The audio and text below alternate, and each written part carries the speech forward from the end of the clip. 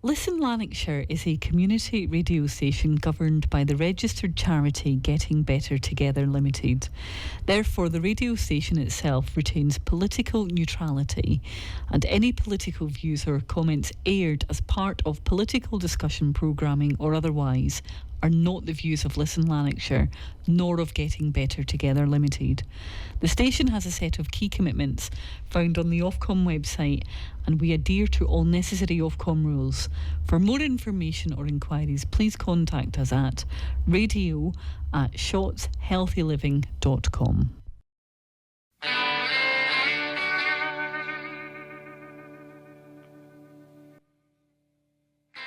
This program is a political discussion and commentary show.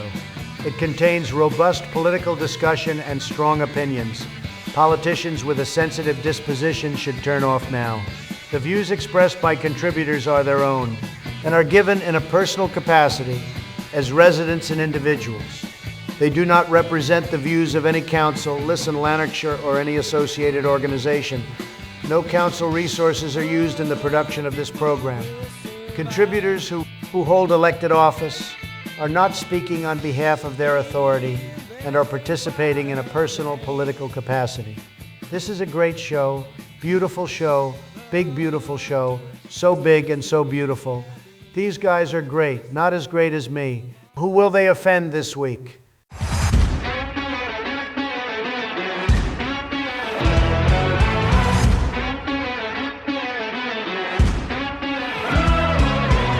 Oh, and welcome back to What's the Point, North Lanarkshire's #1 satirical political podcast that aims to shed a light on the governance functions of your council and your elected members. I'm your host, Greg Lennon, as always, and we need to get a wee disclaimer out there, the new Jerry, to apologise on why we're so late tonight.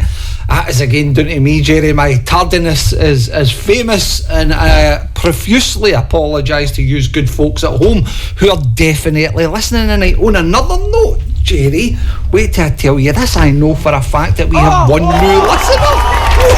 One new listener, Jerry. It's that individual will be listening intently tonight and this evening, and that goes on to the new one we go the other week there as well. So even better, I'm just so happy that we're extending the reach of the podcast and the platform. And with the growth of the platform, grows all the educational value that we bring to the political world of North Lanarkshire and beyond. 100%, Jerry, 100%. So to mark and commemorate this historic landmark moment of that one additional listener, I will play 2 song choices for that individual tonight that will reflect our thanks and gratitude to them for tuning into the podcast on a weekly basis. It's the very least that we could do, Jerry. Yes. Okay, so tonight I am joined as always by my #1 partner in procedural crime, a man that needs no introduction, but he's getting one anyway, the Belsey Hill bowler himself, Mr. Jerry Brennan. How are you, Jerry? Good evening, Greg. I'm very well, as always. It's an extraordinary pleasure to be here. I think we need to get t-shirts made with that, Jerry. I think we should get t-shirts. We could sell them at Civic. Listen, we'll send it out. Sell them at the Civic. El Presidente. But in other notes, Jerry, again, there's a couple other points that I wanted to kind of clarify. Before you do that, you mentioned that you were late, tardy.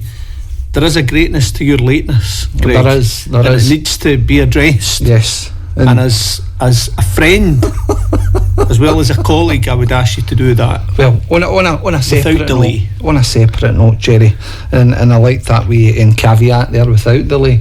But on a separate note, Jerry, there was a number of complaints received by the show, and our producer told us this evening that the noises coming for you last week when you were eating jelly babies. So just to allow those good folks at home to be reassured this evening, there are no jelly there babies. There is no jelly babies in the studio. And last week, no jelly babies were injured in the making of this podcast and radio show, Jerry. I totally agree. Okay, so let's get started. We did intend to have a guest tonight, but unfortunately, again, I just didn't have the opportunity to clarify the date, so that will probably be moved to next week. But ultimately, what we're going to be discussing tonight is a few things that have caught our interest in the political sphere of North Lanarkshire this week, Jerry. Things that are actually quite remarkable. Let's kick it off. Where do you want to start? At the beginning, Greg. Let's go. At the very beginning. So, we're moving from north to south, actually. North to South We're going Lanarkshire. from north to south. So, we have had some issues in North Lanarkshire around our active and creative communities services, and some unrest around the closure of certain facilities, including the Aquatech, Right. which became almost the sole source of discussion at the recent budget meeting. Was that the hijacking? Well, It is clear that today has been taken over by one subject, one facility, and it is important, that facility. Of course it is. Some people have just forgotten to talk about the budget, full stop, and that is really disappointing because the meeting's been hijacked. The hijacking allegedly so. The hijacking. Allegedly so. And as we went through the kind of process of discussion around the Aquatech, we made reference to reports that had been brought to North Lanarkshire Committee prior to the budget meeting. I think it was the Communities Committee, where some costings were brought forward for the immediate repairs to the Aquatech to get it up and running. So anything between 7.5 to 9.5 million, and then we had some quotations for the reinstatement of it with pool, etc. And the price for that was going up as high as £40 million. 40 million? 40 million pounds. Just to reinstate the Aquatech? Just to get the pool and that back up and running. Does that include a heating system? Well, one must assume so. One must assume ensure so. gold leaf everywhere? Like our sponsor of the show, Mr. Trump's exorbitant palaces? Bearing in mind then that we've got that facility there, right? We look across the M74 to what they're doing over in South Lanarkshire, and to my amazement, we find that construction is soon to begin on Larkhall's new leisure facility. Oh. A brand new leisure facility. Now, not a dry facility. Was there a swimming pool incorporated? There's a pool in it. My goodness, that's There's a pool unusual that a council's pursuing a swimming pool. So this article comes from the magnificent Blantyre Telegraph. Oh, we're going up in the world here. It's dated the 9th of March, right? So I'll read the story. But bearing in mind that we've got figures for immediate repairs, and replacement and stuff like that. So, work begins later this month on South Lanarkshire Council's new leisure centre at Larkhall. The 27 million state-of-the-art building, which includes pool, gym and hall, will replace the existing 60-year-old facility and is one of the most expensive buildings the council has ever produced. South Lanarkshire Council leader Joe Fagan, who was a guest here in this very studio in the lovely Louise Murphy show, Joe Fagan commented, "The new Larkhall Leisure Centre has been designed not only to reflect the needs of the Larkhall community just now, but for generations to come. I'm delighted, and really should be, that the project is moving at pace and that my administration was able to secure the funding needed to create this state-of-the-art facility in the heart of the town. We are delivering on a long-standing commitment to build a new leisure centre after robust but meaningful and constructive dialogue with stakeholders. This is a game-changing project for Larkhall and for the surrounding area. And all I can say to Mr. Fagan is, well done, that man. My goodness. He's done My goodness. for a fraction what it would cost us to just stay the Aquatech up, to get it back up into running with operation. a pool. Aye. Wow. 27 million. Is that the cost there? That's the cost. Does that mean there's gold leaf in there, Jerry? It seems that now, by the way, the pool in question, it's not a wee dinky pool either. Right. It's a 25 metre pool. So it's a type of pool that you would be able to use for galas. So like the Tryst, Cumbernauld, or the pool at Matt Busby. So it's a full-sized pool for galas, etc. So your schools can use it for their competitions, clubs can use it, income generator. So they can invest in South Lanarkshire that £20 million, but in North Lanarkshire we can't come up with what was it, 70,000 to replace the heating system, 80,000. It was phenomenal amounts, and it was certainly well above the 27 million for a new building. Wow. For a new building. But the argument, I suppose, could be coming for the Labour leader that you're getting a community hub. What's your problem? We're going to be building community hubs across the authority, and in that community hub you're going to have a school and all the other stuff that comes along with it. Yeah. Schools are great. I love schools. Don't deny it. Schools are absolutely fantastic, and it's right and proper that we have the schools that our kids need and deserve. But our kids, there's 168 hours in a week, right? Kids are at school for a fraction of that, you know. The rest of the time we complain that our kids are tied to telephones and screens and all the rest of it. Well, there was an individual proposal in relation to buying phone cases for that 1.2 million. A very costly one. But I'll not go all that again. South Lanarkshire Council have shown foresight here. And I think proper community engagement for what people want. Do you think that's what it is? Yeah, I mean, I think the language used by Mr. Fagan was that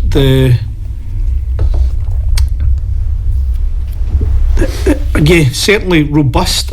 Was it robust? Yeah, it was. Do you think we're delivering on a long-standing commitment to build a new leisure centre after robust but meaningful and constructive dialogue with stakeholders? I had a robust dialogue with my son, right, who uses North Lanarkshire's facilities, specifically Matt Busby, because that's close to where we live. And we were talking about the hub that's been built in up at Orbiston to replace the Longmuir Primary School and Sacred Heart Primary School, and I was asking him what he thought about it. He said, it's good that we've got new schools, but that's the very least that we should expect, you know, a school estate that's fit for purpose. I said, well, what about leisure centres? Should we be closing down the existing leisure centres and build, you know, smaller, drier ones? And absolutely not, was his response. Why don't we just invest in the facilities that we've got? Totally it agree. Cannot be beyond the wit of North Lanarkshire Council to build and maintain these services. And the amount of debt that you're getting the council into to build them, I think that's a considerable factor in this as well. So ultimately we're getting into all this debt rather than reinvesting in the facilities that we already have. Bringing them up to a modern standard would no doubt come in at a fraction of the cost, but yet we're building new facilities across the board for community hubs and gyms. I think what our guys in North Lanarkshire should be doing, and the leader of the council should be absolutely imposing this, is that discussions need to be had with their colleagues in the south. Do you think there's ever? I would imagine there's strong communication between the Labour group in North Lanarkshire and their Tory colleagues with their South Lanarkshire counterparts. I would assume so. You would assume so. I would assume. I mean, it's only across the motorway. Well, the biggest thing for me is how can they get an investment in a modern state-of-the-art facility like that, which is obviously driven locally by residents of Larkhall as an identifiable need, but yet you've got an identifiable need in Motherwell. There was key areas of investment that's been in Motherwell for the last wee while, and nothing in relation to trying to save the one facility that they've got, and there's been a public campaign about. Yeah, I mean, the answers are not, to my mind, immediately available. I can't fathom why that's the case. And we spoke before about the regional sports centre that exists in Ravenscraig, and that's great that that's there, but it is what it is. It's a regional centre of excellence, and it is not a locality-based service. I think you're missing a point here. Because I remember I'm here to learn. The SNP's budget proposal that they highlighted, because that was the only budget proposal that stipulated you could choose the 5% There's room in this budget for the Aquatech. It specifically mentions, it's in here, right? The question is, do you want the Aquatech saved with a 4% increase? Is it 5%? Beg your pardon, 5% increase in the council tax, or with a 7%? That's literally the question. Is it easy? No. Do I like it? No, I don't. But do I do it? Yeah, I do.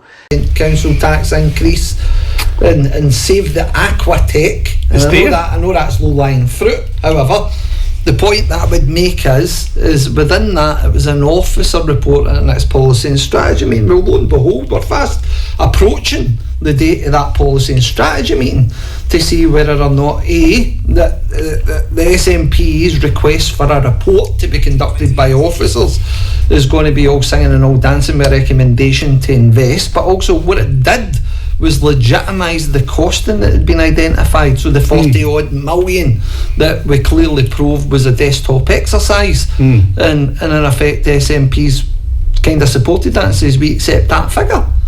So how do you think that's going to pan out at policy and strategy? I think it's going to be difficult for the SNP, especially coming up to this election. I would imagine that the constituent MSP Claire Adamson will have been into the councillor group at North Lanarkshire Council. Had a meeting, sit there.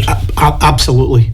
To ensure that in this capital budget, the capital budget programme, there is a meaningful replacement for the Aquatech. Well, an interesting point in this for me is, Jerry, is the time scale it's going to take for that report. Now, we're not going to see anything prior to summer recess. There's no way that I could see a full report being conducted and being brought back to council before summer recess. So what we can see though, you would need a reprofiling of the capital budget, because almost all of it has been committed to certain projects.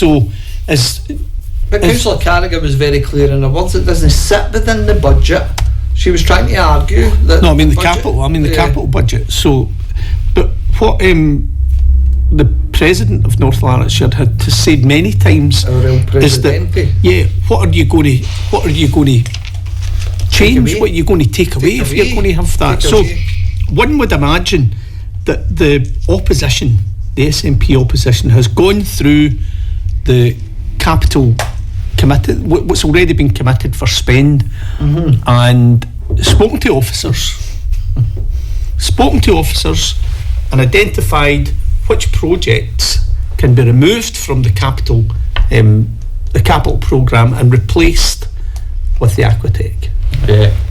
So I'm looking forward to hearing that at the policy and strategy, the discussions. That's going to be the highlight for me. Funnily enough, I just got a text there saying, why don't you raise it at policy and strategy? And then it said, oh, that's right. Well, Greg. Greg, when have been excluded from committees. When we play cards to decide who's going onto committees and you end up losing, and you're excluded. I'm democratically excluded, disenfranchised. I'm currently disenfranchised from the committee process, and as am I, Jerry. As am I. And you're not alone in that. And it would be a surprise to anyone listening in or who's watching the councillors who are disenfranchised in their other life as councillors. So those councillors are myself, you, Councillor David Crichton. He's a troublemaker, that one. He's a troublemaker. Councillor Paul Damasio, and Europe's #1 top golfer, Councillor Barry McCluskey. And mischief maker. And mischief maker. So only those 5. But that makes up about 4% of North Lanarkshire Council's entire elected body. So we're 4% deficient when decisions have been made. And that to me is deliberate exclusion of members. Unforgivable. Yeah, it's a deliberate exclusion. Yeah. But the point I would make is but they can fix it. Oh, listen, do you want to fix it? There's a governance review coming up, which is officer led, and that must be changed immediately. There being an officer led governance review. Oh, well, the process is led by the chief officer for legal and democratic. That's so she's the project sponsor for that, and it's one of the managers from legal and democratic who oversee that process as well. We don't quite know how elected members are going to be involved how they're going to be engaged in it. We don't really know. We don't really know. It was funny because do we know how our comments can be incorporated into that governance review? No, we don't. Nor do we know what happens. The governance review announced? Surely that was only last week or something like that. Well, that was announced a number of months ago at Policy and Strategy. That was the one where I got my microphone muted. Your microphone was disabled. It was disabled. That was that. And we didn't really have a debate because I had a screed of questions that I wanted to ask, questions about that review, because the governance review goes on until almost the beginning of next council term. So between now and then, there's going to be a little opportunity to ask any questions about it. So if it was October last year, the policy and strategy meeting, surely you would think that at least some form of communication or dialogue would be starting with elected members and how their input is going to be there, or else any idea of co-production or anything, because ultimately a governance review has to involve elected members. Let's not kid on about that. So at the end, I think. Oh, at the end. So not at the beginning. Not at the beginning. No, we've had the beginning. Delegated authority, that kind of stuff. That wouldn't. No, I mean the beginning. The beginning of it is the report. Right. So the report comes to committee for discussion among elected members. No discussion among elected members. Let's move on to the next agenda item. That was the one that didn't even make a decision at the end. So we had to go. We'd already moved on to agenda item 10, and then the leader of the president had to go. Oh no! Can we go back to agenda item 9? Procedurally, no, because we've already moved on. But anyway, we managed to go on, and they got approval in retrospect. No debate. No. I mean, in normal times, what would happen with a report of that magnitude? Because it's a huge, probably the most important document that will go before the council this entire term, right? After the mayor's contract and stuff like that. It's very massive, right? But we'll talk about. Spoke about that. I think we may have mentioned it once or twice. But the issue about just the government, confirm that's that £1.8 billion contract that North Lanarkshire Council entered into with a solitary bidder that was involved in a KPI scandal. KPI scandal. Yes. Right. So anyway, right. We ever mentioned that? the governance review is so important because it sets the framework, the rules around how policy and strategy is devised and managed in our, we'll call it the Parliament, the chamber. So one would at least expect the officer who was the author of that, the monitoring officer, to present that to the members of the Policy and Strategy Committee, and for there to be a fairly robust toing and froing around what that review was going to look like, how it was going to be shaped, the point at which elected members were going to become involved in it, what would happen if elected members and officers disagreed on particular elements of it, what was going to be, how we were going to mediate that and come up with acceptable ways to progress if we have disagreement. And in the end, it seems it was completely opaque as to how elected member involvement. They did say elected member involvement, but we don't know what that looks like. And at the end, it's going to be brought back, and elected members are going to vote for it, and that's going to be it. So, a really important document, and we never had a debate on it. So, well, that's interesting. If you get off your phone, that would be more interesting. Busy checking out. Tonight we will be live on TikTok for all those good listeners at home just now. And tonight's discussion on TikTok that I want to do is because earlier on, Jerry, I was trying to see if I could spot any current polling it would relate to North Lanarkshire for the Scottish Parliament elections.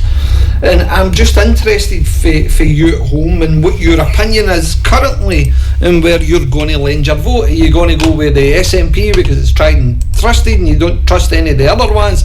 Is it a case you're going to go back to Labour or the Conservatives or Reform? Perhaps it's one of the potentially new parties. Is that where your vote's going to lie? I'm really keen and interested to hear tonight and have that discussion and that debate in North Lanarkshire in particular, the main political party still serving you and your family. So if you're free roughly about say 8:05 this evening, then we'll get that debate on the go. How do we look at the national stuff? National picture's a bit interesting. I don't know if you're interested in that just now. If you want to go for it, take a wee dive in there. If you can just chat away to the good people. Of course I will. One of the funny things was that we got an email about us, Jerry's, in the podcast last week on the video version. There was an SNP councillor who had a previous life as a Tory candidate. And it just happened that I think the video incorporated a campaign speech for that individual, and my goodness, I get a couple of people get in touch. Did it go down well? They got in touch with me absolutely A, in hysterics at the fact of it, but also B, saying that has got to be AI generated. Now, just to confirm and put that out there, it is not AI generated. No. It was available on YouTube, and it was for the Shettleston ward, wasn't it? It was for the Shettleston ward, and it featured none other than Councillor Richard Sullivan, the SNP councillor. I genuinely for Calder Crooks. I did not know until fairly recently that he'd been a Tory Conservative candidate. Yeah. I genuinely didn't. I thought he was a dyed-in-the-wool nationalist. Yeah. My goodness, what a shame for the good people of Shettleston. I'm not saying that people cannot change their mind. I mean, I've made the point many times on here that why have a mind, if Greg, if you're not allowed to change it. I agree. But I have to say, I've not met that many individuals who've been so strong in their favour for unionist position to then go to a nationalist position, and in fact none who have been members of the Conservative Party, right? So I think that there is and I've said this before too, there's a soft nationalist element to the Labour Party. I mean, if you take a straw poll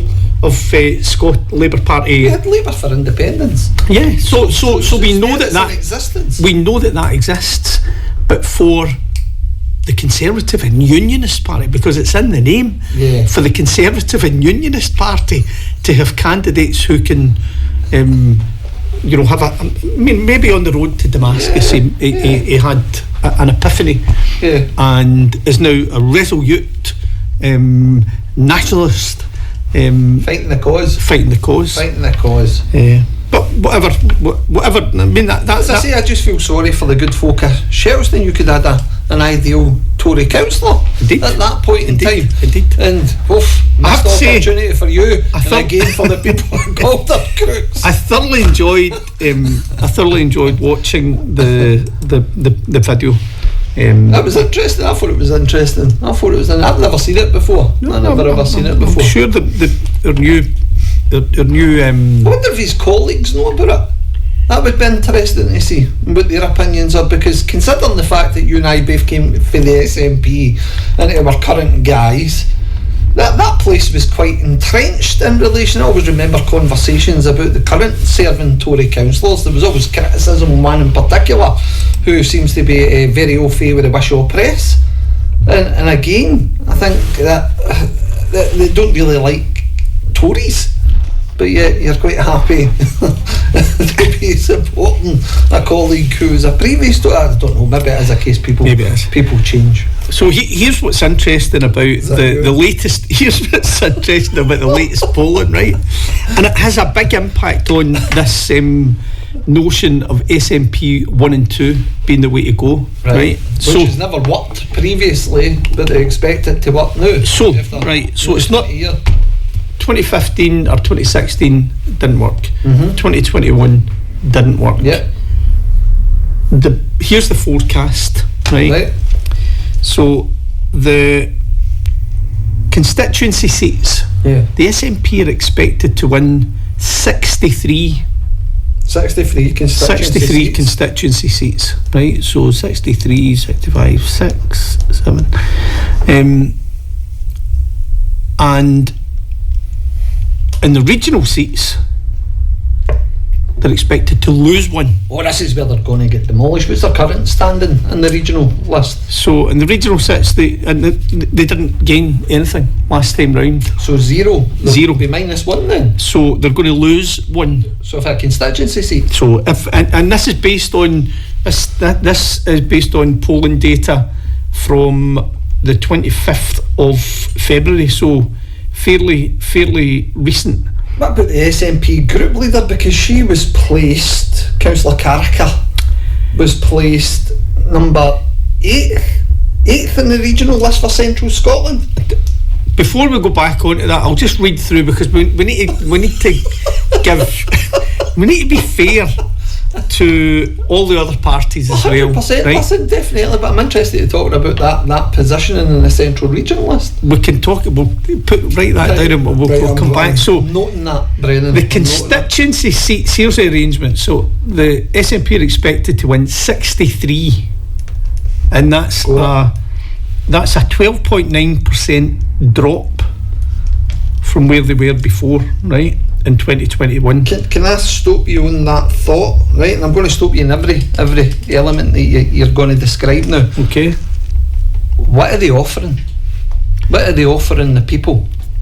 I think it's much is the it same. Another referendum, which obviously isn't going to be deliverable. Yeah. So that seems to be the only key highlight for the SNP. And unless they come up with something like an independent declaration through, and using this as the means to do it, this plebiscite. I'm watching a YouTube channel that focuses on Scottish independence. Using this plebiscite as the means to make an independent declaration. Right, so John Swinney's words that Keir Starmer, when he was questioned and quizzed on it, how are you going to do if you win a majority, and you go back to Keir Starmer and say, right, we want a referendum, Keir Starmer says no. John Swinney's argument to that, still no plan, still no structure, still nothing at all, route map, whatever you wish to call it. His comment was, Keir Starmer, if I win, won't be in position. So rather than giving a comprehensive reply to that question, what are you actually going to do to achieve an independence referendum? Greg, it goes back to the whole Westminster nonsense. Greg, you've already been told by none other than former NLC councillor Frank McNally that independence is off the table. Frank McNally stipulated that. Has spoken. Oh, Jerry, that's so foolish of me. He couldn't keep the bank in Bellshill open. He couldn't keep the Bank of Scotland in Bellshill open. But he has made the determination that there will be no second referendum. So John Swinney needs to get his finger out. The first person he needs to go and speak to is Frank McNally and see if he's got Frank's nod. Yeah. So really, in effect, right now we've got 5 MSPs in North Lanarkshire. I know Stephanie Callaghan covers South Lanarkshire and North Lanarkshire. Wee bits of it, bits, yeah. But basically, in effect, there's 5 sitting MSPs that are all SNP MSPs. One former cabinet minister, who's Jamie Hepburn, who resigned because of the Douglas Ross stuff. Whatever happened to that, I don't know. We threatened them, apparently. In addition to that, you've then got the Health Minister who sits in Airdrie. You've got who else? Claire Adamson, Motherwell and Wishaw. You've got Fulton McGregor in Coatbridge. That's right. And then obviously Stephanie Callaghan. So out of those 5 seats, Jerry, where does Labour fare in all of this? What's their predictions nationally at the moment? None. No constituency seats. No, they're constituent. That's not true, right? I thought you were talking about in North Lanarkshire. They are projected to win. So let's put this into context, right? The SNP, having dropped 12, almost 13 percentage points, right? This is the projections. Right. Having dropped 13 percentage points, you would expect their seat share to fall through the floor. Yeah. And it's not, right? So they're still sitting at 63. Labour are expected to win 3 constituencies across the entire country. Scotland. Wow. 3. Wow. So here's the breakdown. 63 to the SNP. The Conservatives are expected to have 1. Oh, they winning? They've won. Oh, one. So they had 4. They're expected to get 1. By the way, the SNP are expected to have 1 more than they had the last time, despite having a much reduced vote share. So they gain 1 from 62. Right. The Conservatives had 4. They're projected to end up with 1. Yeah. The Labour Party are expected to end up with 3. Yeah. The Greens are expected to have 1. The Lib Dems are expected to gain 1, and they're expected to have 5. And in the regional list, the SNP, as I said earlier, are expected to lose 1 with a 1-2. So I mean, that's just a absolutely crackers approach. The Conservatives are expected to have 8, right, down 18. Labour are expected to have 15 on the regional list, down 4. Wow. The Greens are expected to get 10 on the list. What's their current list position? None. No, they've got. Hold on. It just says NC. Can't. Right. They don't have figures, so we'll get that for next week. The Lib Dems are 5.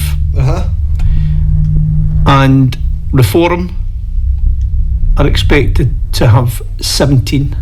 So, coming back to my earlier point when I says I would ask you that question and interrupt you. Labour, what are they offering, Jerry? They're offering high energy costs. They're promising not very much on GB Energy. They're promising the closure of Grangemouth. They're promising increased national insurance for employers, which impacts on the availability of jobs. It impacts on your local authority's ability to provide day-to-day services for you, because major organisations like North Lanarkshire Council, for example, who employ about 17,000 people, it means that on an annual basis there's a recurring cost of around £12 million each year, because they increased the national insurance to employers. Now, Mr Sarwar has tried to distance himself from the UK Labour Party, the English part of the Labour Party for Westminster. How effective has that campaign been, do you think? He's come under real scrutiny recently since his father. Well, his father's got himself into a pickle given his public support for the I don't really think he can be held accountable for that, to be honest, because it's your father's statements, isn't it? It's not his statement. It's not his statement. His father, you have to remember though, Mr Sarwar was a very prominent MP for Glasgow Labour, so his words have some gravitas, and unfortunately for Anas Sarwar that will there'll be an element of the electorate that will take that badly, right? So that it's not going to be positive for him, even although he's no control over that, and that's just the nature of it. But his coming out publicly, the first to declare that Kid Starver should go, was catastrophic for him. So he's I think he's in a steep decline. The issue is there's no one else to take over. So the key question for me then is given the fact, right, that and I'm going to try and simplify this, where does the relationship then sit with the political groups within North Lanarkshire and their current MSPs? Where do you think that sits? So, for instance, what I mean by that is Anas Sarwar's come out and says that he's distancing himself from Westminster Labour. These are the reasons that he sets out. But in addition to that, Jim Lowe could easily come out and say, well, I don't agree with how the Scottish Labour Party's performing, or could I potentially lobby the Scottish Labour Party? I would do. I would ask him to prove it, and do you know what I would ask him to do in proving it? Give back to UK Labour the money that they provide you to run your campaigns. But his campaign's significantly funded by his family's wealth, is it no? Well, there will be private donations. I mean, you can make private donations, that's fine, but he's not... I read an article in relation to his social media posting, and I think it was something in the region about £100,000. It's phenomenal, but it's not just him. So other individuals who are standing on that UK Labour in Scotland ticket should, if they... This is the point, and a couple of years ago it was UK general election. Last year when it was the UK general election, you elected how many MPs in North Lanarkshire? You had Frank McNally, Pamela Nash, you had who's the other ones? Up Pier and Shots, Kenny Stevenson. So you're looking across the board in Wan and Cumbernauld. So ultimately, if it's a case that these MPs are being elected, the hope, the change and everything else, the mantra it was all coming out at that time, surely it should be some sort of runoff coming the Scottish Parliament election. Or is it a case people have just had enough of Labour? No more shenanigans, that's yours, you've had your opportunity. I think what these figures tell us quite clearly is that they're fed up with everybody. Yeah. They're less fed up with the SNP than they are with everybody else. But they're fed up and they want change. Well, on that note, we're going to cut away for a couple of quick songs, and as I said at the beginning of the show, dedications to our new listener Jerry. These songs will be playing in a moment, but one of the key points before we finish up is we're moving on to TikTok Live shortly. Still be on the radio, but again we'll be moving on to TikTok Live, where we're hoping to continue this discussion. Is it a case that when it comes to the Scottish Parliament elections, if you had enough, can you not be bothered even voting? Is it a case that you're just going to spoil your ballot, or are you going to see inspiration in an 8th place regional list individual who could potentially become a new MSP? Again, we've still to discuss that, Jerry. Where is that individual going to come in the standings? I don't know anybody else within that SNP groups on the regional lists. Is there any other one? I didn't see not from North Lan. I didn't see the the prominent one for me was the leader of the SNP council in North Lanarkshire. In North Lanarkshire, because rewarded. I was bewildered. Rewarded because there's significant milestones fast approaching just now. Well, let's wait to see how everything all pans out. Anyway, we are going to cut to a couple of tracks, and as I said, as soon as we come back, we'll be jumping straight into discussion about where your vote's going to go. Who do you trust? Who do you like? Is there anybody out there that you would basically give your vote to? A curious interest. Anyway, Jerry, time for the songs. Go for it, Greg. Only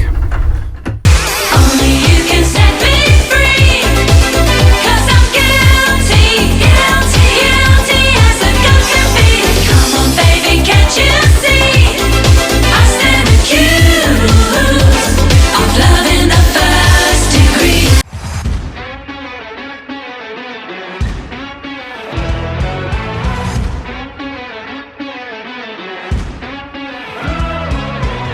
Hello and welcome back to What's the Point, your number one satirical podcast. And Jerry, I've got a confession to make. Are you guilty? I am guilty, Jerry. I am guilty, and the judge and jury want to hear my plea, Jerry. Threw away the key. Threw away the key. And that is a dedication to your new listener tonight, Jerry. Excellent. I hope that person's listening with intent. But anyway, we're now going live on TikTok. Feel free to join us and join in the debate, because during that wee interval you have been researching frantically the current position of each political party in the run up to the Scottish Parliament elections, Jerry. So we just to let everybody know, there's a brilliant website called Ballot Box Scotland, right? And Ballot Box Scotland, democracy in detail. Right. And this is, I don't know who who's in control of that, but they produce some brilliant stuff. So they take all the various surveys that have been done. So I'll just give you the flavour of a few, and they come up with an average. So they use Survation, Ipsos, YouGov, Norstat, More in Common, a number of them. So they don't rely on one in particular. When you look at what's happened since 2021, May the 6th, 2021, until the 25th of February this year, the story of most of the parties is one of decline. Apart, Greens are kind of maybe a wee bit different from that, but I'll break it down for you, right? So in March the 6th, 2021, the SNP are sitting, and this is on the constituency, the constituency poll, they're sitting on 40, almost 41%. 41%, right? And on the 25th of February, that's dropped to 29.6%. Wow. So it's not having an impact on the distribution of the seats. But is it not just a case that there's nobody there to challenge the SNP? Who's ultimately going to take that mantra up? The good folk on TikTok, you can put it in the comments section. Tell us who you think is ultimately going to be the people to take on the SNP come this Holyrood election.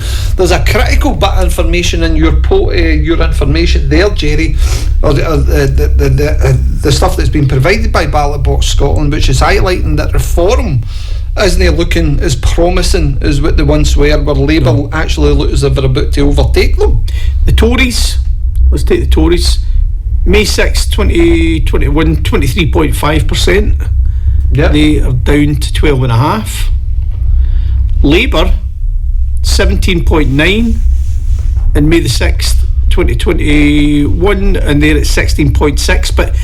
But the issue about Labour is their vote has gone it's risen steadily, right, up until June 2024. So they were at a real high in 2024, 31%. So they've gone up back of the general election, but then the reality struck home in relation to winter fuel payments and everything else. Hammered. I think one of the things that they've absolutely been hammered on is what they did to the WASPy women. So Labour, as far as the female vote is concerned, and especially those who are hitting that sort of pensionable wage, Labour have no chance with that. And you can bet your bottom dollar that there'll be parents bemoaning that to their kids and their grandkids about don't trust them, because what they say in their manifesto is seldom delivered. Do you think they've got the same sort of categorisation now as the Lib Dems had when they went into a coalition with the Tories for the student fees? They'll do anything to get in power. Well, I think that's a brilliant analogy. Absolutely. They go in with these promises, and then as soon as they get a wee sniff of power, it drops away. And again, it's the thing that we've spoken about many times. It's about the trappings of power and what comes with it: the jobs, the entitlement, the wages, in London, all of that. So that's a really good analogy. Let's look at the Greens. So the Greens in May 6, 2021 are at 8.1%. They are up now to 11.2%. The Lib Dems were... Just before you move on for that, do you think the Greens have the Zach Polanski effect in Scotland? Do you think it's grown up here? I appreciate they kind of won the sort of by-election there recently. What was it called? It was down south. Hatton Heath or something, I can't remember what the name it was, but basically the Greens won that by-election, and Labour were absolutely stonked in it. In addition to that, it looks now set that the Greens are going to have a significant result in Wales, and then obviously if it was a general election called, the more of that idea that the populist politics is going to hold them in good stead when it comes to a general election. But in Scotland, is it translating to Scottish Greens? I don't know. I think there's been watching what the Greens have been doing over the last few months. The move to realign the Green Party in Scotland with the English Greens that are UK, that may have some impact on this super majority. Because if a number of individuals start voting for the Greens who are not independent minded, who are not nationalists, who are green, the environmental issues, identity issues around gender and things like that may prove to be more prominent, and I don't know that nationalists, the SNP in particular, can rely heavily in the long term on that Green vote remaining a nationalist vote. I think that there's every chance that may change. So for you good folks on TikTok, where's your vote going to go? Are you going to be voting for Labour? Are you going to trust them one last time to deliver on something they've actually said they will be delivering on? Or is it a case that somebody new, such as the Greens or Reform or somebody else, is going to get your vote this time round? There's two other elements to this. Alba are dead now. Yeah, so I was reading stuff the other week there that obviously Kenny's took the party and tried to dissolve it, but the concerning, or I don't know if it's concerning, the part that I found interesting is Tommy and others within Alba are trying to keep it going so that they could stand candidates for the Scottish Parliament election. So that'll be interesting to see how that dynamic plays out. So even now, I was reading an article this morning where John Swinney, I can't remember exactly which publication it was, but John Swinney has made it clear that for individuals from Alba who think they're just going to jump back to the SNP and pay their direct debit need to think again, because there isn't automatically going to be a route back for them, a place back for them now. So that could encourage some other independent supporting party then. That could be something that comes out of the ashes of that. Who's the big winners in all of this? The SNP? No. Who? In terms of where they were and where they are now, is Reform. So looking at Reform, the first time they come into the polling as an element here is back in January 2024, and they're at 1%. And in February 26th they're at 17.4%. Well, Neil's commented on TikTok to say that next to no Alba people will go back to the SNP. Is it really that strong a feeling, Neil? Is people really no happy with the SNP? Because ultimately you've got nearly 3 parliaments delivering an independence referendum, which is never came even close. No. Just the continued promise of that. I'd love to hear your views. Is something else going to arise at the back of that?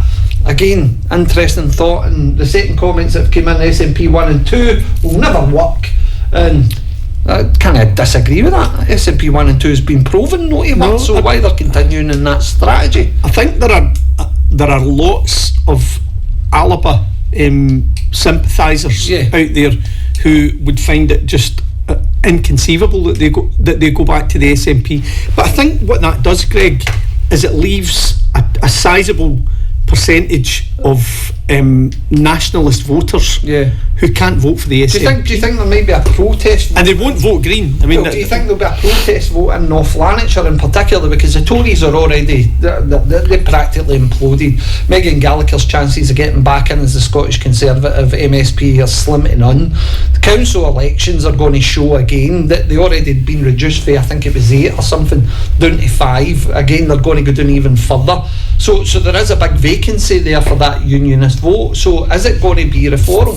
Is the majority of unionist supporters in North Lanarkshire just going to place their cap on them? It's difficult to say. I mean, I think when people go to the ballot box, they may well walk up to the polling place with an idea in their mind, right? A bit of dry bulk. And then get a bit of dry bulk. So I think Labour won't do all that well, but I think they might do a wee bit better than expected. I think they might just beat Reform. Is there any political party out there, and this again has gone to people listening on through TikTok and listening to the radio, is there anybody that's inspiring you? Who would you say is a reasonable politician or somebody that will get your vote? Again, I'm just looking for the central belt. I'm only looking for a national context. I just think that every one of them are kind of merging into the safe pair of hands idea. Nobody's going to deliver anything different. No. And again, it's just another 5 years of monotony. Well, you can only speak about your own constituency, Greg. Yeah. Right, so in my constituency, I've got Stephen Bonner going for the SNP, and I've got the man is rare in event as a Hunter's Moon and Mark Griffin standing for the Labour Party, and well, again, I would say Coatbridge and Christen's exactly. Am I inspired by that? Well, the issue for me here is Fulton McGregor's now proceeded into, I think it's the whip for the SNP group.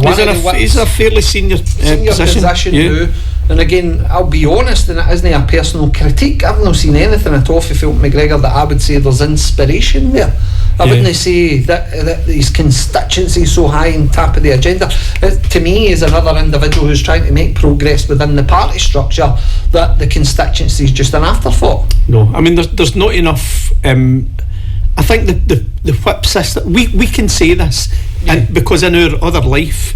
We've been through the process. We've been through the process, so we can speak to you as private citizens having gone through that process and say that the whip, the party whip, produces lesser elected members, I would say, because it's party first. It's not people first. It's party first. To the inception of the Scottish Parliament, Margot MacDonald and other characters that were there. Even Scottish socialists. Even you go back to Kenny McCaskill, maybe even again. I'm sure that those in TikTok will be absolutely irate. But Alec Neil, others who were big, prominent powerhouses, Ruth Davidson, all these individuals who came forward that were politically astute. You look at the talent pool that sits within the Scottish Parliament now, it's absolutely ridiculous. There's no an orator there. I don't watch it anymore. No. I don't watch it. And the comparison to local government is absolutely stark. I'll tell you what I do watch. I watch local government because I like to watch the dissenting voices that are now coming from through the local government and that's happening in a number of different places. So it's resulted in individuals in North Lanarkshire getting themselves into trouble and off committees. You see it in Argyll and Bute, we see it in Dundee, we see it in Dumfries and Galloway.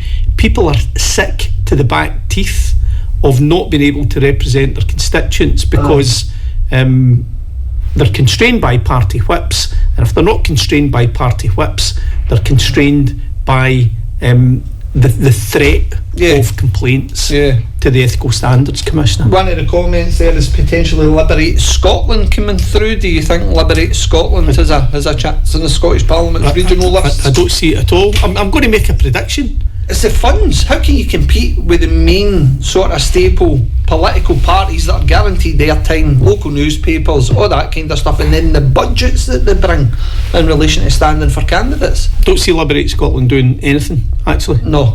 I was keeping an eye on polls over the weekend. Now, this has a health warning to it, but it's interesting nonetheless. And it came from the Family Party, Greg. Yeah. The Family Party are predicting that they will get around 6% of the list vote. Right. Yeah. 6% of the list vote for the Family Party. For the Family Party. Wow. Now that's their own projections. Right. And they produced. I don't have it with me, so I can't. It does appear the Family Party is a wee bit sort of right wing, but so do you think that's going to be a unionist vote going to the Family Party, or do you think there's a home for those independent supporters that no longer have an alternative to the SNP? I think, given there's issues at the moment at play going through the Parliament, so you've got the assisted dying bill's been voted on next week, right? Many people who are of a religious persuasion, who believe in the sanctity of life from conception till natural death, are horrified that Scotland may move to this position where a death cult is produced through assisted dying, and for them there will be no means of amendments to that particular piece of to that bill going through that will satisfy them, because they will assume that, as has happened in other places, the high threshold for these for allowing over time just erodes sort of thing. So they will look for somewhere to go. They'll look to can they vote with the Labour Party? Is the religious vote still prominent in Scotland? I think it's going to be there. Right, here's why I think it may feature. Right. If you're religious, the Labour Party, the SNP, the Tories, the Greens, the Lib Dems, all hold the same kind of perspective on that. Around issues, moral issues, as they would say it, to do with assisted dying or abortion sort of thing. So they at some point may well be faced with a decision to make. Can you in good conscience vote for those parties where an alternative sits? Well, the question for me in all of this is, Jerry, has the SNP finally reached a plateau in relation to the gullibility of the electorate? Are they going to swallow another independence referendum? Now, the choices start because there doesn't seem to be anybody out there that is legitimate competition, unless you classify reform. Reform might be that idea that people place hope that something's going to change with the SNP having a major opposition. Malcolm Wofford, in my opinion, I don't see how he's going to produce that. I don't see the relevance to him to working class people. It's not there for me. But the point that I would make on it is, Jerry, when you get to the SNP, the audacity of the SNP to continue on that 1-2 vote, and you've got individuals like the SNP group leader getting an 8th place on the regional list, not even a first place or a second place, an 8th place, then the talent that must be available for the regional list must be considerably bad. But also, if you take the Edinburgh situation, where that the young girl, woman was obviously caught in relation to disability benefits and claiming them, and her candidacy has now been withdrawn. And she's paying back the money. I think there's something like £20,000. Yeah, so falsely claimed disability payments. So again, if that's the calibre of individuals, opportunists, careerists. We already spoke earlier in the show about a Conservative Shettleston councillor jumping to the SNP, especially when the voting was in favour. I'll be honest, I'm always sceptical when people jump, right? Now, our lives in another place, we left and created something new, and I think that's different from jumping from one boat into another boat. And that's the opportunistic aspect of it, I think, that's going to hurt reform when people walk up to the ballot box. We were kind of forced to create a political grouping. That was forced into that position. Absolutely. I would say encouraged. But again, the point that I would say and stipulate in this is, once we get by May, 5th of May, for the Scottish Parliament election, where does that leave the council groupings? Because ultimately, if there's no hope or aspiration sitting within Parliament, an interesting point that's been noted by Royston 242, it's an effing student union. It's embarrassing. So, again, the Scottish Parliament is considered by the electorate as a students' union. I mean, come on, what advertisement's that for Scottish politics? Well, it's a very poor one. I mean, I guess if Reform, Greg, managed to pull off what is expected of them, right, and they end up with 17 MSPs or whatever, right, just say between 15 and 18 MSPs through the regional list, what that presents to disaffected councillors sitting as Conservatives at the minute as a lifeboat for 2027 for council elections, for council elections in 20, because they will have a voice in the Scottish Parliament for every committee, every question, so that they'll be able to. But a long-held rumour in North Lanarkshire, since reform's kind of established itself through the sort of Hamilton by-election, was that a number of Tory councillors currently sitting within North Lanarkshire Council were always looking to jump ship at some point.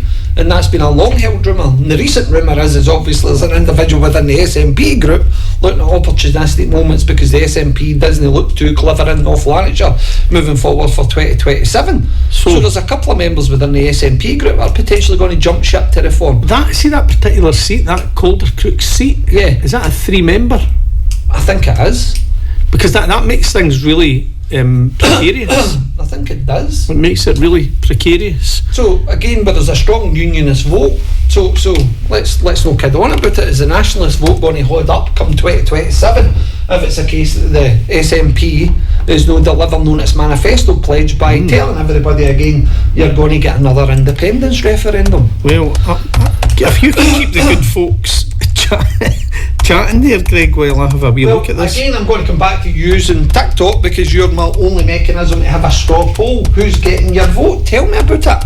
Is it a case that any of the political parties have inspired you? And worse still, if it's a case that we get to 2027, who's going to pick up your vote at local level? Because ultimately, has the Labour group and their 7% council tax rise really delivered for you and your family? Or is it a case that you think that local representation is the way to do it? Is it a case that you want to see people fighting for your aquatech, etc.?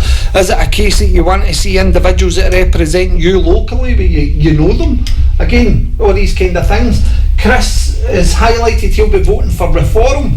Again, Chris, what's the reasons for voting for reform? Is it a case that Nigel Farage tickles your fancy in relation to what he's going to deliver as a potential UK Prime Minister? Do you know, many... How is that going to work? There'll be certain elements of the... they've not produced a manifesto yet, Greg, but the contract that they produced for down south had elements of taxation that many people will find absolutely appealing, and that, like the flat taxation sort of thing. So what they would say is you'll have more pounds in your pocket. You'll have a smaller government, you'll have smaller local authorities, but you'll have more pound in your pocket to spend. And I suppose the flip side of that, while it sounds appealing at first, is that if you've got lower taxation, then you have less ability to deliver the public services that we all want to enjoy and experience. Again, these things are all sitting out there. One of the other comments is, can you discuss the £30 million gave away to Amy? No, I think we've discussed that enough, but you can go back on old videos and see that. Well, we don't actually know how much was reported in the press. But let's move on for that, because I want to stick to the idea of the Scottish Parliament elections, because I'm more interested, because there is no local polling with regards to how individuals in North Lanarkshire is going to vote. So again, is it a case that reform is going to be the individuals that you vote for? There we go again, Chris. SNP wasted all those years in the gravy train. Couldn't you disagree with that? What did Tommy Sheridan say about in 2015? I know we've said this before, but it was really interesting to hear Tommy when he was on the show. He was talking about this, the biggest event in Scottish political history was not necessarily the referendum in 2014, but it was in recent political history, not in its entirety. But in 2015, the SNP sent down 58 MPs to London, and Tommy, in his words, expected them to settle up and not settle in, and the polar opposite. Well, that was clearly identified by the electorate come the Westminster elections, because ultimately it changed. They're down to 9. And Labour get put in there. Anyway, we're going to continue this debate. Obviously, we'll be back on Thursday for the podcast dropping. Please like, subscribe, and all the other nonsense that comes along there. If there's any particular issues that people would like to bring forward for us to debate, research, and talk about the following week, please do. Well, funnily you say that, by the way. Funny you say that, because we're fast approaching April, from April's full council meeting, where we'll be bringing back a very significant paper. This will be the first time elected members get the opportunity to discuss it appropriately within a formal setting, and that'll be the Audit Scotland report for best value. The best value. So that should be coming up on the agenda, I'm sure. That report, when I read it at first, has some very interesting critiques provided by Audit Scotland about the way North Lanarkshire arranges its governance, and was pretty critical in lots of areas. So it's well worth a read. So we can post that up for members of the public. That was the report that highlighted that North Lanarkshire Council was heavily officer led. There was also points in that report that stipulated there was other things in there. It was Lack of member engagement and strategic stuff. I'll need to read that again. I think it's worthwhile having a look at it. Yeah. We'll put it up on the page, and by all means have a look at it. There's a section in it at points. There's about 60 points in it, but points 57 and 58 are really interesting, and that's about the exit payments to senior officials, to senior officers of the council. Which that equated to, it was like £1 million or something. As I understand it, for two individuals, it was around 1.015 million pounds, and the thing about that's brought it to the attention of Audit Scotland, I think, and quite rightly so, is that elected members knew absolutely nothing about it. Right. And had it not appeared in the national press, elected members would be blissfully unaware. But it was significant in Glasgow, garnered all sorts of press attention, resulted in money being paid back only because the leader of Glasgow City Council enlisted the help of solicitors to investigate that.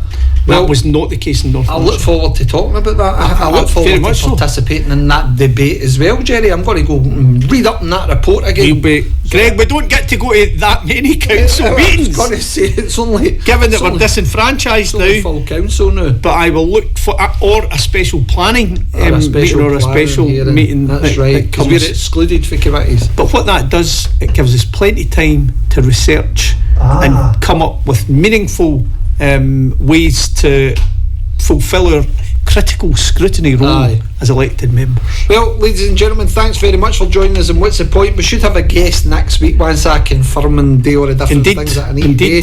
And apologies for starting late again tonight, because traffic in the M8 was a wee bit issue or significant. Your report card, Jerry, in terms of your tardiness, we'll read. They'll get my dinner, Jerry. They'll get my dinner. Better. Anyway, thanks for joining us. Thank you, Greg. Cheers.